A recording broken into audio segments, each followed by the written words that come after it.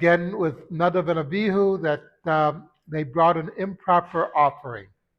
And what could have been going on in their minds that they thought this was okay? Well, they figured, you know what? Moshe and Aaron, our father and our uncle are old. We are going to inherit this spot. They thought it was automatic. What they didn't realize that in the world of the Torah, nothing is really automatic. Just because your father was something big doesn't mean that you will be big.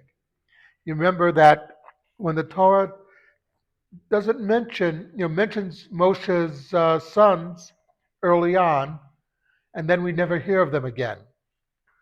Obviously, they were obviously good people, but they weren't on Moshe's level or Aaron's level.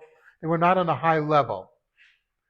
And this is something, and one of the biggest problems you see in society, you see that people think that because my father was great, I will be great.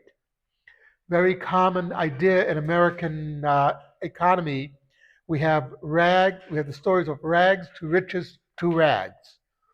That the children of rich people, people who became wealthy through their hard work, did not understand how their parents became wealthy.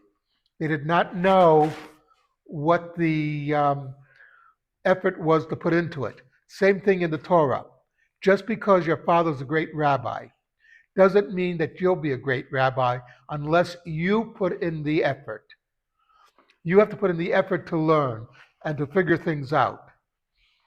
If you don't do that, you will not amount to what your parents were. And that was one of the mistakes of Nadav and Avihu.